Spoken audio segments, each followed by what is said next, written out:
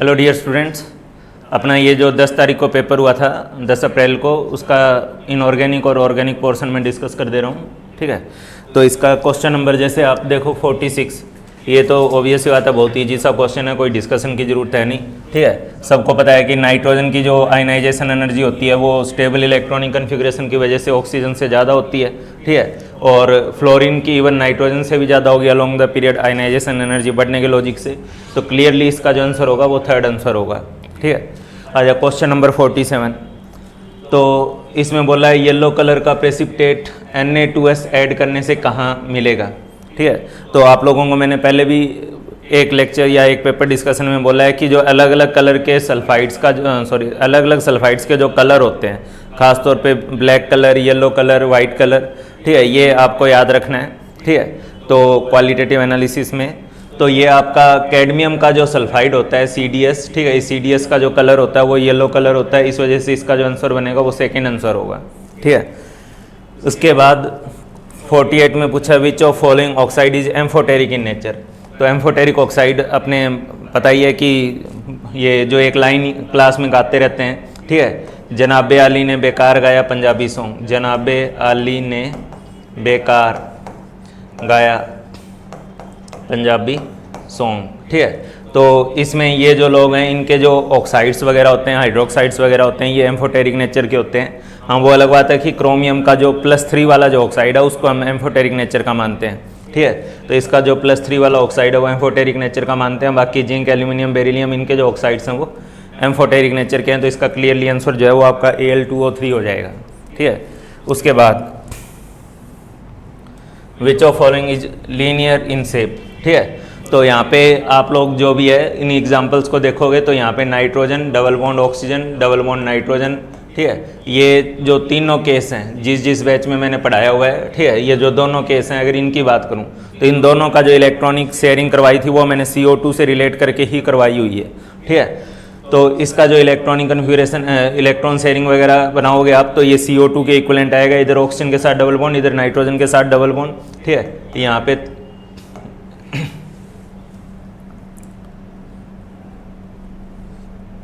अरे यार, हाँ भाई, तो इस पे आपका माइनस रहेगा, इसके करस्पॉन्डिंग आपका प्लस रहेगा। ठीक है, यहाँ पे आपका जो है N डबल बॉन्ड N, ठीक है, यहाँ फिर आपका N डबल बॉन्ड N,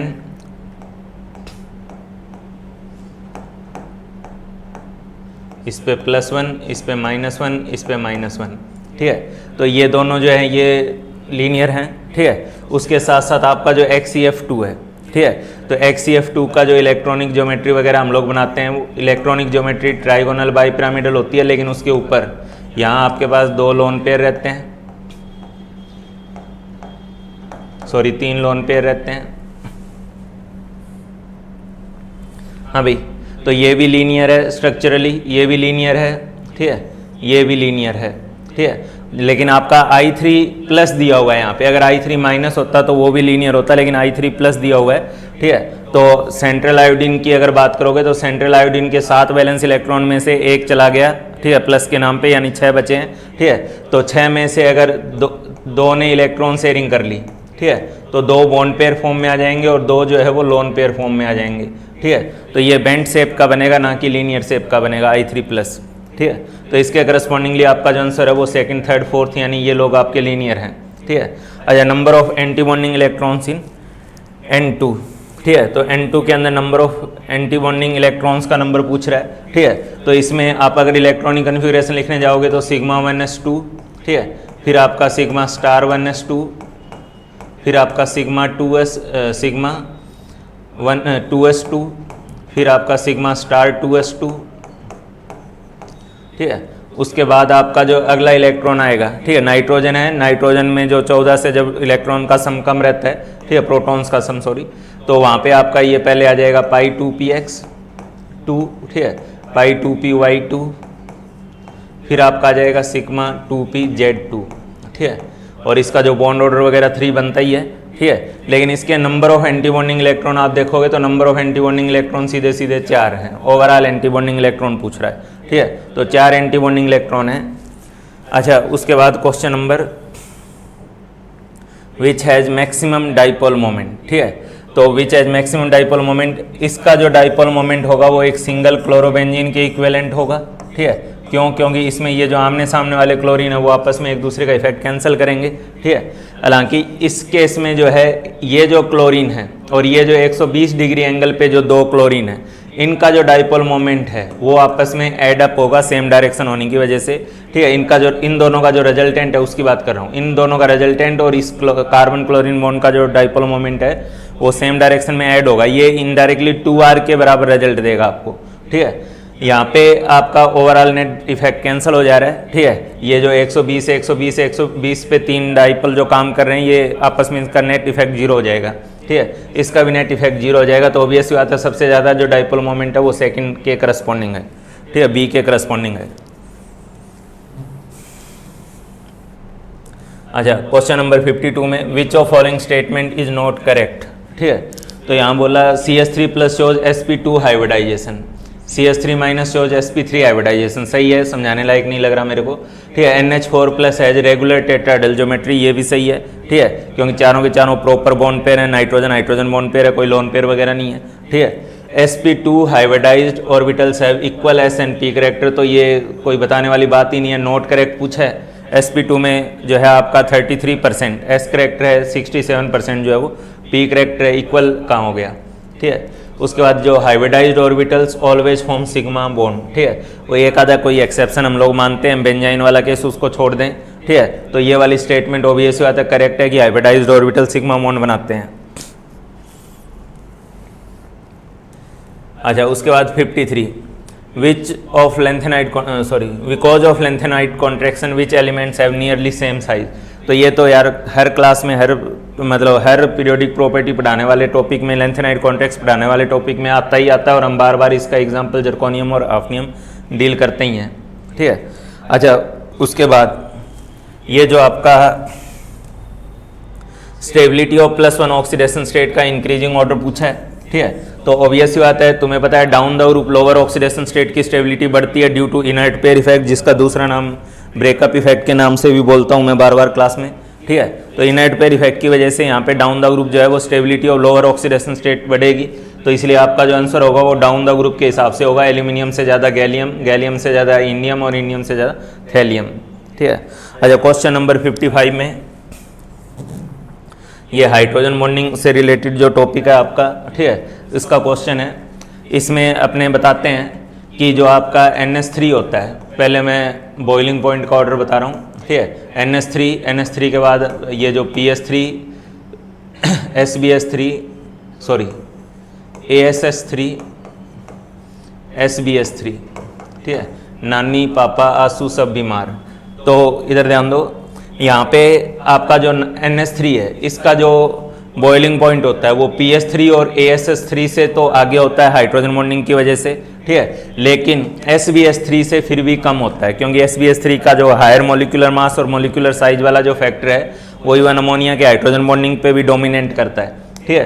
तो PS3 से ज़्यादा बॉइलिंग पॉइंट ASS3 का है, AS3 से ज़्यादा बॉइलिंग पॉइंट अमोनिया का, और अमोनिया से ज़्यादा SBS3 का है। और जो बॉइलिंग पॉइंट का ऑर्डर है उसी का अपोजिट ऑर्डर होगा आपका वोलेटाइल नेचर का, ठीक है। तो इसलिए आपका ASH3 जो है इसका जो वोलेटाइल नेचर है वो ज़्यादा है, फिर आपका अमोनिया आएगा, अमोनिया के बाद आपका SBS3 आएगा, इसलिए इसका जो आंसर बनेगा वो थर्ड आंसर बनेगा, ठीक है। क्वेश्चन नंबर 56 जो है, ठीक है, ऑब्वियसली बात है इसमें वैल्यूज़ दी हुई है, लेकिन ये वैल्यू याद करने का क्वेश्चन नहीं है, ठीक है। इसमें आपको वही सीक्वेंस पता होना चाहिए, ठीक है, कि इनके आयनाइजेशन एनर्जी का ऑर्डर क्या है और वो ऑर्डर इस वैल्यू के कौन से ऑर्डर के साथ मैच कर रहा है, ठीक है। तो आपका सिलिकन, ठीक है, फिर फॉस्फोरस, क्लोरीन और सल्फर, ठीक है।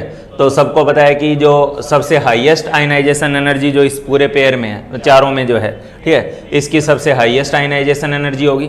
फॉस्फोरस की जो आयनाइजेशन एनर्जी है स्टेबल इलेक्ट्रॉनिक कन्फिग्रेशन की वजह से वो सल्फर से ज़्यादा होगी, ठीक है। और उसके बाद आपका ये सल्फर वाला ऑर्डर होना चाहिए, और सिलिकन का जो है वो सबसे कम पे होना चाहिए। तो जो सबसे बड़ी वैल्यू आपको नज़र आनी चाहिए वो क्लोरीन के करस्पॉन्डिंग नज़र आनी चाहिए, फिर फॉस्फोरस के करस्पॉन्डिंग नज़र आनी चाहिए, और थर्ड वैल्यू जो है वो सल्फर के करस्पॉन्डिंग, और सबसे कम वैल्यू जो है वो सिलिकन के करस्पॉन्डिंग होनी चाहिए। तो आप देख सकते हो यहाँ वाला ऑर्डर जो है वो इस सीक्वेंस को मैच कर रहा है, ठीक है।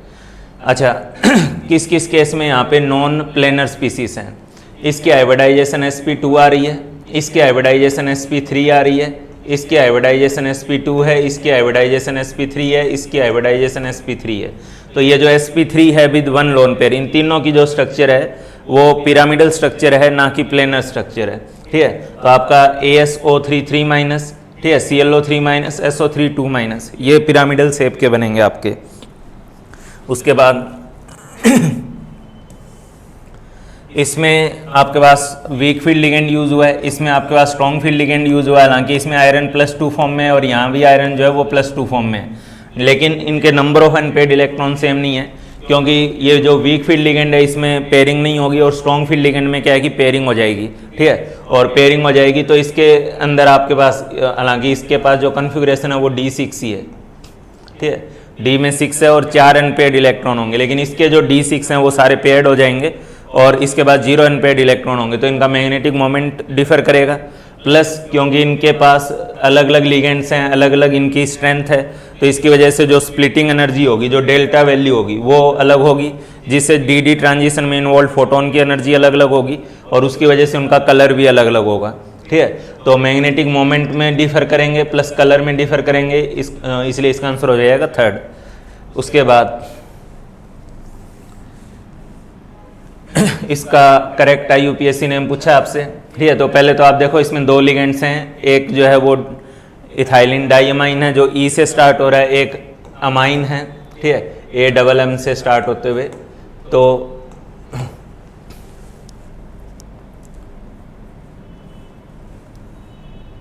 हाँ भाई, तो ऑब्वियस ही बात है इथाइलिन डाइअमाइन E से स्टार्ट हो रहा है, ये A से स्टार्ट हो रहा है, तो A का अल्फाबेटिकली ऑर्डर पहले पड़ेगा। ठीक है, और 2 लिगेंड्स हैं तो आपका पहले तो आना चाहिए डाइअमाइन। ठीक है, फिर ये क्योंकि इसके नाम में खुद में डाई वर्ड आ रहा है तो आप 20 वर्ड यूज़ करोगे इसके नंबर को रिप्रेजेंट करने के लिए, तो डाइअमाइन 20 इथाइलिन डाइअमाइन। ठीक है, निकल, और यहाँ पे देख सकते हो अगर चार्ज बैलेंस करोगे तो निकल +2 फॉर्म में आ रहा है। ठीक है, तो निकल 2 क्लोराइड, तो इसका जो आपका करेक्ट आंसर है वो 2nd आंसर हो जाएगा। ठीक है, अच्छा उसके बाद on adding access of AgNO3, ठीक है, 0.01 mole of a complex gives 0.03 moles of yellow precipitate. तो इस लाइन से बहुत क्लियर मतलब निकल के आ रहा है कि AgNO3 जो है पहली बात तो AgBr की फॉर्म में प्रेसिपिटेट बनाएगा। ठीक है, इसका मतलब इसके अगर 0.01 मोल पे 0.03 मोल का प्रेसिपिटेशन हो रहा है तो 1 मोल पे 3 मोल का प्रेसिपिटेशन होगा, और 1 मोल पे कॉम्प्लेक्स के 1 मोल पे अगर 3 मोल प्रेसिपिटेट हो रहे हैं, इसका मतलब 3 ब्रोमाइड आयन जो है वो स्क्वायर बॉक्स के बाहर है। ठीक है, तो 3 ब्रोमाइड जो है वो स्क्वायर बॉक्स के बाहर है यहाँ पे। अच्छा, अब प्लेटिनम यहाँ पे क्लियरली +4 ऑक्सीडेशन स्टेट में, और +4 ऑक्सीडेशन स्टेट में प्लेटिनम का जो कोऑर्डिनेशन नंबर होता है वो 6 होता है। ठीक है, और अमोनिया क्योंकि एक न्यूट्रल लिगेंड है तो अमोनिया न्यूट्रल लिगेंड होने की वजह से इसका जो वैल्यूज होगा वो, या जो ये अमोनिया जो भी होगा वो स्क्वायर बॉक्स का पार्ट रहेगा। ठीक है, तो आपके पास प्लेटिनम, ठीक है, और 3 ब्रोमीन में से 4 में से 3 ब्रोमीन बाहर है, तो ऑब्वियस बात है 1 ब्रोमीन अंदर है, और कोऑर्डिनेशन नंबर 6 है, तो इसलिए अमोनिया का जो नंबर है स्क्वायर बॉक्स के अंदर वो 5 के बराबर होना चाहिए। ठीक है, इसलिए आपका जो आंसर बनेगा वो 5 हो जाएगा। 3 ब्रोमाइड 3 AgBr बनने हैं, इसका मतलब 3 ब्रोमीन बाहर होने चाहिए, और 3 ब्रोमीन अगर आप स्क्वायर बॉक्स से बाहर करोगे तो 1 ब्रोमीन अंदर होना चाहिए। ठीक है, और प्लेटिनम +4 का कोऑर्डिनेशन नंबर 6 होता है, इसके करस्पॉन्डिंगली यहाँ पे 5 अमोनिया एज लिगेंड होने चाहिए। उसके बाद ये आपका ऑर्गेनिक वाला पोर्शन आ जा रहा है। ठीक है, तो आपको correct structure of 2 chloro 3 ethyl but 2 ene dial. ठीक है, तो ऑब्वियस सी बात है डाई-एल है। ठीक है, दोनों तरफ एल्डिहाइड ग्रुप होना चाहिए। ठीक है, तो दोनों तरफ एल्डिहाइड ग्रुप होना चाहिए, तो इसमें भी दोनों तरफ एल्डिहाइड है, इसमें तो वैसे ही एल्डिहाइड नहीं है। ठीक है, इसमें भी दोनों तरफ एल्डिहाइड है। ठीक है, उसके बाद सेकंड पोजीशन पे ये डबल बॉन्ड होना चाहिए, तो इसमें भी सेकंड पोजीशन पे ये तो हट ही चुका है, इसके सब सेकंड बॉन्ड पे डबल बॉन्ड है। ठीक है, और इसके अंदर भी सेकंड कार्बन पे डबल बॉन्ड है, लेकिन उसके आगे जो इधर लिखा है वो और देख लेते हैं। ठीक है, तो 2 क्लोरो। ठीक है, तो इधर से नंबरिंग करते हुए ये आपका पहला, ये दूसरा, इसके सेकंड पोजीशन पे क्लोरो है, थर्ड पोजीशन पे इथाइल है।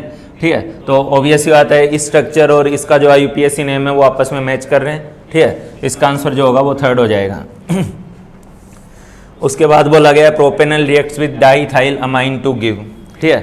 तो प्रोपेनल जो कि एक आपका कार्बोनिल कंपाउंड हो गया, मैं इन जनरल बता दे रहा हूँ। जब आप कार्बोनिल कंपाउंड को अमोनिया या प्राइमरी अमाइन से रिएक्ट कराते हो, ठीक है, प्राइमरी अमाइन से अगर रिएक्ट कराया जाता है, क्वेश्चन में प्राइमरी अमाइन नहीं बोला, मैं पहले अलग से एग्जांपल बता रहा हूँ। प्राइमरी अमाइन से जब रिएक्ट कराया जाता है तो इसका वही वाटर मॉलिक्यूल यहाँ से आप रिमूव करते हुए कार्बन डबल बॉन्ड N और R बनाते हो, ठीक है, जिसको आप लोग IMINE, ठीक है।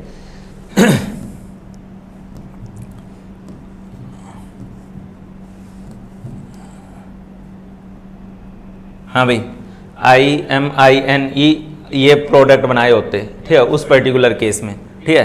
लेकिन ये तब होता है जब आप प्राइमरी अमाइन लेते हो। लेकिन आपने क्या है कि डाईइथाइल अमाइन लिया जो सेकेंडरी अमाइन है, ठीक है, और सेकेंडरी अमाइन में यहाँ मैं एक कार्बन मान के चल रहा हूँ और ये डबल बॉन्ड O है आपका, और इसको अगर आप लोग ये NH, ठीक है, और ये CH3 और CH3 टाइप के कंपाउंड से जब ट्रीट करते हो तो ये जो डबल बॉन्ड यहाँ इन दो कार्बन और नाइट्रोजन के बीच में है, ये डबल बॉन्ड यहाँ पे इन दो के बीच में आएगा और यहाँ सिंगल बॉन्ड रहेगा और यहाँ पे दोनों मिथाइल ग्रुप रहेंगे, ठीक है।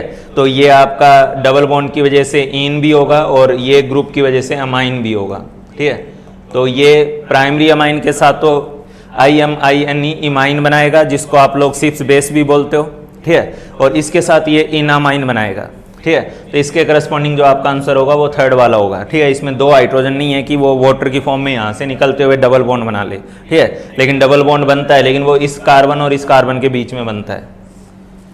अच्छा, उसके बाद increasing order of pK value पूछा है, और पीके का इंक्रीजिंग ऑर्डर मतलब डिक्रीजिंग एसिडिक स्ट्रेंथ का ऑर्डर आपसे पूछा है, ठीक है। तो डिक्रीजिंग एसिडिक स्ट्रेंथ का ऑर्डर आपसे पूछा है, ठीक है। तो ऑब्वियस ही बात है, यहाँ पे सबसे पहले देख लेते हैं कि सबसे ज़्यादा स्ट्रॉन्गर एसिड कौन सा है। तो एसिडिक स्ट्रेंथ की अगर ऑर्डर लिखूँ यहाँ पे मैं एसिडिक स्ट्रेंथ का, तो नाइट्रो ग्रुप के पैरा पोजीशन पे होने की वजह से, दानव ग्रुप के पैरा पोजीशन पे होने की वजह से इसकी एसिडिक स्ट्रेंथ सबसे ज़्यादा है B की, ठीक है। इसके बाद NO2 ग्रुप यहाँ पे मेटा पोजीशन पे है, तो C की एसिडिक स्ट्रेंथ है, ठीक है। फिर आपका A आएगा, ठीक है, और यहाँ पे क्या है कि प्लस R इफेक्ट लग रहा है, यहाँ पे -I लग रहा है, ठीक है, यहाँ -R लग रहा है। तो यहाँ जहाँ प्लस R इफेक्ट काम कर रहा है वहाँ पे एसिडिक स्ट्रेंथ सबसे, ये सॉरी क्या आना चाहिए था, DA मैंने दोबारा लिख दिया, हाँ D अभी लिखा ही नहीं है, यहाँ D आएगा सबसे लास्ट में, ठीक है। तो ये इनकी एसिडिक स्ट्रेंथ का ऑर्डर है, और एसिडिक स्ट्रेंथ का उल्टा ऑर्डर हो जाएगा आपका PK वैल्यू का, ठीक है। तो सबसे कम PK होगा B का, ठीक है, और सबसे ज़्यादा जो PKA होगा, ठीक है, वो होगा D का। तो आपका आंसर हो जाएगा ये BCAD। उसके बाद 64 में एरोमेटिक कंपाउंड्स पूछा है, कौन सा एरोमेटिक कंपाउंड है, ठीक है। तो पहली बात तो यहाँ पे ये वाला कार्बन हो जाने की वजह से इस पूरे मॉलिक्यूल में, ठीक है, कंप्लीट साइक्लिक कंजुगेशन नहीं है, ठीक है। यहाँ पे आपका कंप्लीट साइक्लिक कंजुगेशन भी है, ठीक है, और 2 इलेक्ट्रॉन यहाँ से, ठीक है, 2 इलेक्ट्रॉन यहाँ से और 2 इलेक्ट्रॉन यहाँ से, टोटल 6 इलेक्ट्रॉन जो है वो एक साइक्लिक कंप्लीट कंजुगेशन में डीलोकलाइज्ड है, ठीक है। तो ऑब्वियसली बात है ये जो है ये एरोमेटिक नेचर का हो जाएगा, ठीक है। यहाँ पे आप इलेक्ट्रॉन गिनोगे तो 8 इलेक्ट्रॉन हो जाएंगे, 2 यहाँ से, ठीक है, 2 यहाँ से, 2 यहाँ से और 2 यहाँ से, माइनस की वजह से, वहाँ तो प्लस था लेकिन यहाँ माइनस है, तो इसमें 8 हो जाएंगे, ये एंटो एरोमेटिक हो जाएगा, ठीक है। इस वाले केस में ये वाला जो कार्बन है, इस कार्बन की वजह से यहाँ साइक्लिक कंप्लीट कंजुगेशन है ही नहीं, तो एरोमेटिक एंटी एरोमेटिक की बात ही नहीं है, ये नॉन एरोमेटिक है, ठीक है। अच्छा, उसके बाद कंसिडर द फॉलोइंग रिएक्शन, ठीक है। तो यहाँ पे NBS यूज़ किया गया है। NBS का काम होता है एलाइलिक और बेंजाइलिक ब्रोमिनेशन, ठीक है। तो एलाइलिक या बेंजाइलिक ब्रोमिनेशन के लिए स्पेसिफिकली NBS को यूज़ किया जाता है, ठीक है। तो ये जो आपका सबसे पहले जो पार्ट होगा, ठीक है, इसके करस्पॉन्डिंगली यहाँ पे ब्रोमीन लग जाएगा, CH2Cl लिख दिया मैंने, ब्रोमीन लग जाएगा, ठीक है, और यहाँ क्लोरीन रहेगा। फिर आप जब Mg ईथर लोगे तो यहाँ से 2 तरफ से ग्रिग्नार्ड रिएजेंट तैयार हो सकता था। Mg ईथर लेने का मतलब यही है कि यहाँ ग्रिग्नार्ड रिएजेंट तैयार कर रहे हैं, लेकिन जब यहाँ पे 2 पॉसिबिलिटी है, तो क्योंकि ये बॉन्ड ज़्यादा स्ट्रॉन्ग होता है, ठीक है, रेजोनेंस की वजह से कार्बन डबल बॉन्ड करेक्टर आता है कार्बन क्लोरीन बॉन्ड में, तो ये बॉन्ड रिलेटिवली वीक है और ग्रिग्नार्ड रिएजेंट जो है वो इस CH2Br वाले पार्ट से तैयार होगा, ठीक है। तो आपका यहाँ पे जो है क्लोरीन, ये जो Mg ईथर के साथ जब ट्रीट कर चुके होंगे तो ये एक ग्रिग्नार्ड रिएजेंट में कन्वर्ट हो जाएगा, साथ में यहाँ रहेगा MgBr, ठीक है। अच्छा, जब इसके साथ ट्रीट किया जाएगा, ठीक है, तो ये आपका जो इपॉक्साइड है, ठीक है, तो ये जो 3 मेंबर की रिंग होती है इसमें स्ट्रेन होती है, तो इस 3 मेंबर या 4 मेंबर साइक्लिक ईथर जो होते हैं उनके साथ ग्रिग्नार्ड रिएजेंट रिएक्ट करता है। हाँ, 5 या 6 जो हायर मेंबर के होंगे उनके साथ रिएक्ट नहीं करता, ठीक है। इस स्ट्रेन फैक्टर की वजह से क्या होता है, इस पे जो माइनस चार्ज है, ये माइनस चार्ज वाला जो पार्ट है वो इस पे अटैक करता है और ये बॉन्ड दूसरी तरफ खुल जाता है और ये एल्कोहल तैयार करता है। अच्छा, जब ये CH2 इस पे आके जुड़ेगा तो 1 कार्बन और 2 कार्बन और बढ़ जाएंगे उस नए एल्कोहल में, ठीक है। तो नए एल्कोहल में 2 कार्बन और बढ़ जाएंगे, तो यहाँ पे तुम्हारे पास जो सबसे पहले बनेगा, पहले उसको लिख दे रहा हूँ, ये बेंजीन है, ठीक है, जैसा भी बना हो थोड़ा सा जेल लो, ये क्लोरीन है, ठीक है। इसके बाद यहाँ पे CH2, ये वो वाला इधर वाला CH2 है, फिर यहाँ 2 CH2 और लगा रहा हूँ, एक CH2, इन 2 की वजह से, इन 2 कार्बन की वजह से, ठीक है। और यहाँ पे फिर आ जाएगा आपका OH, ठीक है। अच्छा, ये जो HF के साथ हीट करने की बात करी गई है, उससे क्या होगा कि यहाँ इसका प्रोटोनेशन होगा, ये ग्रुप हीटिंग की वजह से निकल जाएगा। और HF लेने का मतलब मेन मकसद ये होता है कि आप HCl या HBr वगैरह लिए होते, तो वो जो Cl- या Br- ठीक या अच्छे न्यूक्लियोफाइल हैं जो इसके ऊपर आके प्लस चार्ज पे आके खुद जुड़ जाते कार्बोकेटाइन पे, ठीक है। लेकिन यहाँ HF लेने का मतलब ये है कि कार्बोकेटाइन तक केवल बना रहे हैं हम लोग, और वो जो कार्बोकेटाइन बनेगा वो यहाँ इस रिंग पे इलेक्ट्रोफिलिक एरोमेटिक सब्सटीट्यूशन देगा, और इलेक्ट्रोफिलिक एरोमेटिक सब्सटीट्यूशन देने की वजह से, ठीक है, यहाँ पे आपके पास डबल ये रिंग बन जाएगी, और ये जो रिंग होगी वो 1 carbon, 2 carbon, 3 carbon, 4 carbon, 5 carbon की रिंग होगी, ठीक है।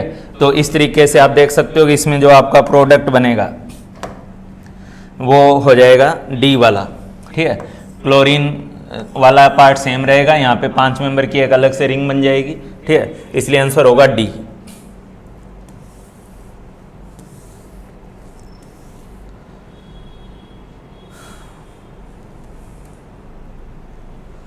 हाँ भाई, तो पर्किन रिएक्शन के करस्पॉन्डिंग प्रोडक्ट पूछा है, ठीक है। तो पर्किन रिएक्शन के करस्पॉन्डिंग कौन सा प्रोडक्ट बनेगा उसकी अगर बात करें, ठीक है, तो ये आपने एल्डिहाइड लिया है, ठीक है, और यहाँ से आपने प्रोपेनोइक एनहाइड्राइड लिया है। प्रोपेनोइक एनहाइड्राइड मतलब आपका CH3 CH2, ठीक है, C डबल बॉन्ड O, फिर C डबल बॉन्ड O, ठीक है, और फिर से ये CH2 और CH3, ठीक है। अच्छा, वैसे भी आपका जब पर्किन रिएक्शन का प्रोडक्ट होता है वो अल्फा बीटा, जैसे इसको देख लो आप, अल्फा ये बीटा, ये तो COH मेन फंक्शनल ग्रुप हो गया, तो alpha beta unsaturated carboxylic acid as a product बनता है, ठीक है। तो alpha beta unsaturated carboxylic acid as a product बनता है, तो आप देख सकते हो कि इसके अंदर और कोई ऑप्शन ही नहीं है, ठीक है। मतलब आप पूरी मैकेनिज्म से प्रोडक्ट डिसाइड करने जाओगे, उसके बजाय अगर आपको ये भी पता है कि पर्किन रिएक्शन से बनने वाला जो प्रोडक्ट होता है वो alpha beta unsaturated carboxylic acid होता है, मैं लिख भी दे रहा हूँ, ठीक है, alpha beta unsaturated carboxylic acid.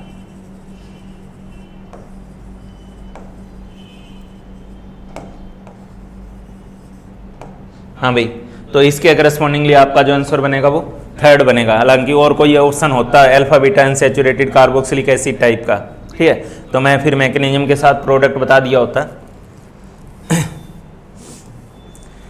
हाँ भाई, यहाँ पे 67 में देख लो, तो 67 में जब आपने इसको अमोनिया के साथ हीट किया, ठीक है, तो अमोनिया लेके जब बेंजोइक एसिड के साथ हीट करोगे तो इसमें आपका सबसे पहले CONH2 ये अमाइड बन जाएगा, ठीक है। अच्छा, अमाइड बनने के बाद जब आप ये NaOBr जो रिएजेंट दिखा रखा है 2nd नंबर में, ये हॉफमैन ब्रोमामाइड डिग्रेडेशन रिएक्शन है जो अमाइड के केस में हम लोग यूज़ करते हैं, ठीक है। और हॉफमैन ब्रोमामाइड डिग्रेडेशन रिएक्शन की वजह से इसका जो नेक्स्ट प्रोडक्ट बनेगा वो एनिलीन बन जाएगा, ठीक है, एनिलीन नेक्स्ट प्रोडक्ट बन गया, ठीक है। अच्छा, उसके बाद मैंने एक पेपर डिस्कशन में या 2 पेपर में ऑलरेडी बता चुका हूँ कि ये जो डाई फॉर्मेशन वाली रिएक्शन है NCERT के अंदर नाइट्रोजन वाले चैप्टर में, ऑर्गेनिक कंपाउंड कंटेनिंग नाइट्रोजन, ठीक है, तो डाई फॉर्मेशन वाली रिएक्शन को काफ़ी अच्छे से करो। कौन सा मीडियम यूज़ किया जाता है, ठीक है, एनिलीन के साथ कौन सा मीडियम यूज़ किया जाता है, इसके फिनॉल के साथ कौन सा मीडियम यूज़ किया जाता है, ठीक है, और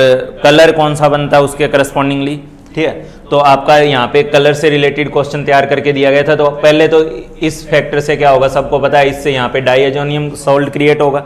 ठीक है, और वो डाइएजोनियम सॉल्ट जो है वो फिनॉल के साथ डाई फॉर्मेशन करेगा, ठीक है, और फिनॉल के साथ जो डाई बनती है उसका कलर ऑरेंज होता है, और डाइजोनियम की एनिलीन के साथ जो डाई बनती है, ठीक है, उसका जो कलर होता है वो येलो होता है, ठीक है। तो फिनॉल के साथ कलर पूछा है, तो पहली बात तो जो आपका ए है, ठीक है, ए आपका एनिलीन है, ठीक है, और बनने वाला जो कलर है होगा डाई का वो ऑरेंज कलर होगा, ये फर्स्ट ऑप्शन हो जाएगा, ठीक है। हाँ, यहाँ पे दोबारा से एनिलीन दिया होता है, और एक चीज़ और बता दे रहा हूँ, एनिलीन के केस में यहाँ स्लाइटली एसिडिक मीडियम यूज होता है, जैसे फिनॉल के साथ यहाँ स्लाइटली बेसिक मीडियम यूज हुआ है डाई फॉर्मेशन में।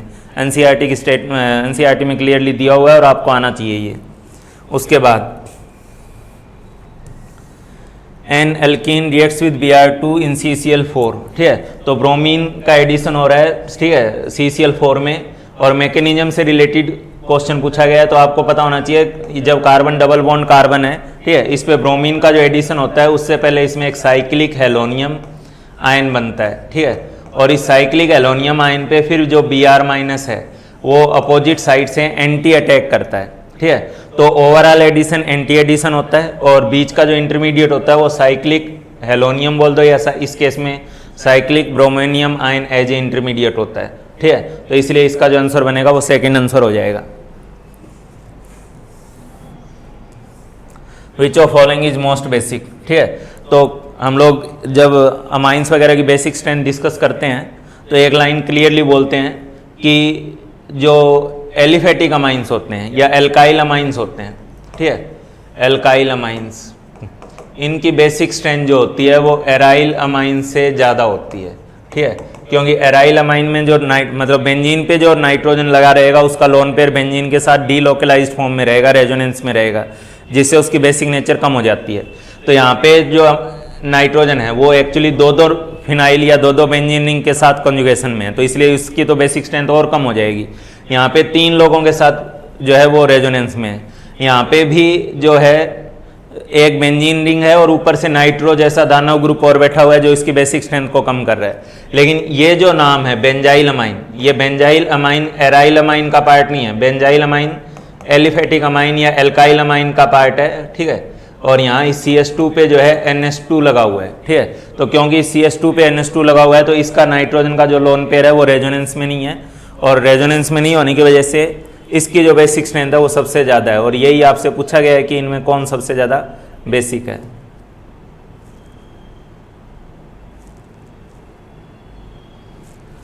हाँ भाई, क्वेश्चन नंबर 70 में बोला what is the product formed जब आप इसको NaBH4 से ट्रीट कर रहे हो।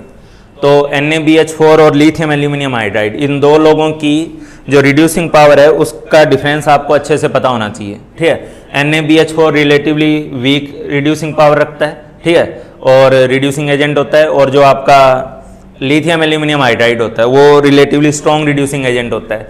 तो इससे रिलेटेड आपको आइडिया रखना है कि NaBH4 की औकात कितनी है, कितने लोगों को वो रिड्यूस कर सकता है, और लिथियम एल्यूमिनियम हाइड्राइड की औकात कितनी है, ठीक है। तो सोडियम बोरोहाइड्राइड की अगर बात करें तो सोडियम बोरोहाइड्राइड इस जो कार्बोनिल ग्रुप है इसको तो अल्कोहल में रिड्यूस कर देगा, ठीक है, लेकिन ये जो एस्टर ग्रुप है इस एस्टर ग्रुप को टच नहीं करेगा, इसको इससे रिएक्ट नहीं करेगा। हाँ, इसी के बदले में लिथियम एल्यूमिनियम हाइड्राइड रहा होता तो इस एस्टर को भी अल्टीमेटली अल्कोहल में कन्वर्ट करता, ठीक है। तो यहाँ पे आपका अल्कोहल बनेगा इसके करस्पॉन्डिंगली, और एस्टर जो है वो सेफ रहेगा सोडियम बोरोहाइड्राइड के साथ, ठीक है। लिथियम एल्यूमिनियम हाइड्राइड के साथ इसका और इसका दोनों फंक्शनल ग्रुप का जो है रिडक्शन हो गया होता। उसके बाद most stable resonating structure in given carbocation. तो बात यह है कि स्टेबिलिटी ये रेजोनेटिंग स्ट्रक्चर की जब स्टेबिलिटी देखते हैं तो उसमें 3-4 पॉइंट्स बताए जाते हैं, 4-5 पॉइंट्स, ठीक है। उनमें से एक पॉइंट ये होता है कि ऐसी रेजोनेटिंग स्ट्रक्चर जिसमें किसी का भी ऑक्टेट इनकम्प्लीट ना हो, ऐसी रेजोनेटिंग स्ट्रक्चर जो है वो ज़्यादा स्टेबल होती है ऐसी स्ट्रक्चर से जिसमें किसी एटम का ऑक्टेट इनकम्प्लीट है। दूसरा बताया जाता है कि जिसमें नंबर ऑफ पाई बॉन्ड्स जो है वो जितने ज़्यादा होंगे उसकी स्टेबिलिटी ज़्यादा होगी, ठीक है। तो यहाँ पे आप देखो इस वाले कार्बन में पहली बात तो ये इसका इस केस में आप अगर देखोगे तो ये दोनों तो एक दूसरे की रेजोनेटिंग स्ट्रक्चर ही नहीं है, ठीक है, इसलिए उसको तो वैसे भी खारिज कर दो। अच्छा, जब इसके करस्पॉन्डिंग आप देखोगे तो इस कार्बन का जो है वैकेंट ऑर्बिटल है, इसका ऑक्टेट कंप्लीट नहीं है कार्बोकेटाइन होने की वजह से, ठीक है। यहाँ पे इस कार्बन का भी ऑक्टेट कंप्लीट नहीं है, ठीक है। इसमें आप देखो तो ये दोनों एक दूसरे की रेजोनेटिंग स्ट्रक्चर ही नहीं है, ठीक है। इसकी रेजोनेटिंग स्ट्रक्चर भी होनी चाहिए। तो ऑब्वियस ही बात है, यहाँ पे आप देखो ये लोन पेयर को अगर आप यहाँ पे लेके जाते हो, इस वाले इलेक्ट्रॉन को आप यहाँ यूज करते हो, तो दोनों के बीच में 2 बार डबल बॉन्ड आएगा और ये रेजोनेटिंग स्ट्रक्चर बनेगी। और इस रेजोनेटिंग स्ट्रक्चर में किसी भी एटम का ऑक्टेट इनकम्प्लीट नहीं है, plus number of pi bond भी उससे ज़्यादा है, ठीक है। तो ये जो सी ऑप्शन है इसका स्टेबिलिटी जो है वो सबसे ज़्यादा है यहाँ पे।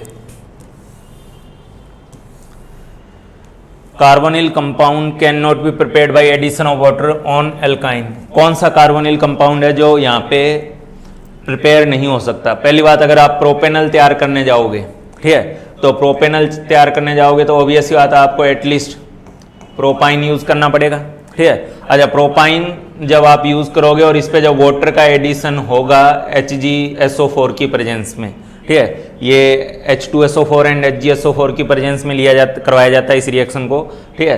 तो जब इसमें वाटर का एडिशन होगा तो ये मार्कोनिकॉफ एडिशन होता है, ठीक है। और मार्कोनिकॉफ एडिशन होने की वजह से जब इसमें डबल बॉन्ड और यहाँ पे OH आएगा और यहाँ पे H आएगा, ठीक है। मार्कोनिकॉफ एडिशन के करस्पॉन्डिंगली वाटर का जो H वाला पार्ट है वो ज़्यादा H वाले के साथ जाएगा और जो OH वाला पार्ट है वो इस कार्बन के साथ चला गया, ठीक है। और अब जब ये टोटोमराइज करेगा, ठीक है, तो ये टोटोमराइज करेगा तो प्रोपेनल में कन्वर्ट होने की बजाय एसीटोन में कन्वर्ट होगा, ठीक है।